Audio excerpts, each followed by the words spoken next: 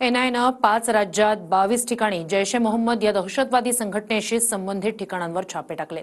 दरम्यान राज्यात देखील छत्रपती संभाजीनगर, जालना आणि मालेगावमध्ये छापे टाकण्यात आले। पाहूया।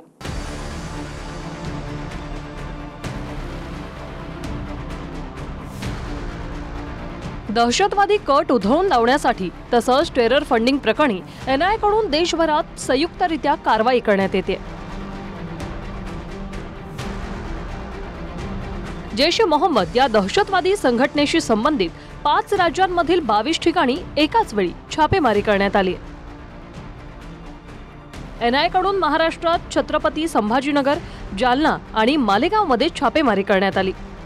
जालन्याच्या गांधीनगरमधून 1 जण तर संभाजीनगरच्या आझाद चौक आणि N6 परिसरातून एकाला ताब्यात घेण्यात आले। तर मालेगावमध्ये एका डॉक्टरच्या क्लिनिकवर एनआयनं छापा टाकलाय।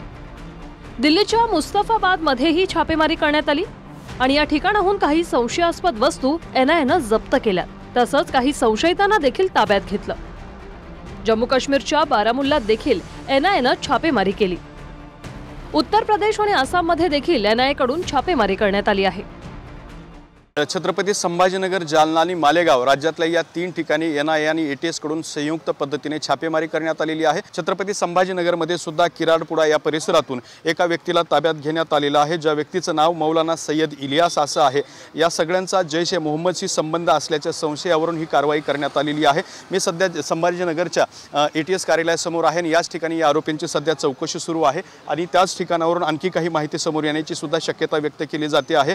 दिल्लीतल्या एका प्रकरणाशी संबंधित ही कारवाई आहे, ज्यामध्ये राज्यातल्या देशातल्या 5 राज्यांमध्ये ही कारवाई सुरू आहे। जवळपास 22 ठिकाणी सुद्धा छापे टाकण्यात आलेले आहेत। त्याचाच एक भाग म्हणून राज्यात सुद्धा 3 ठिकाणी छापेमारी करण्यात आलेली आहे। दरम्यान 1 ऑक्टोबरला एनआयनं पश्चिम बंगालमध्ये देखील छापेमारी केली होती। या ठिकाणाहून देखील काही संशयितांना ताब्यात घेतल्याची माहिती आहे। पश्चिम बंगालमध्ये कुठे छापेमारी? परगणा, आसनसोल, हावडा, नादिया आणि कोलकात्यात ही छापेमारी करण्यात आली होती।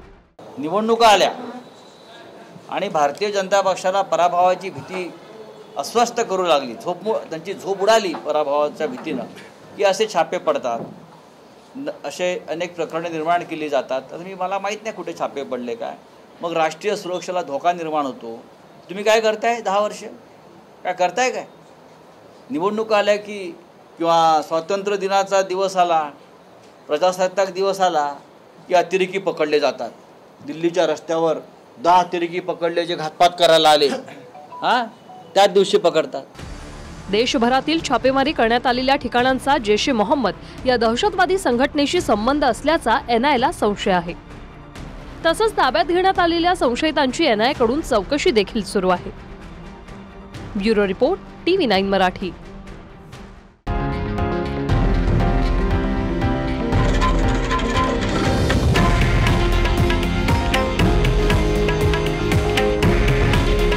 हे आहे देशातील नंबर 1 न्यूज नेटवर्क आणि आपण पाहत आहात TV9 मराठी।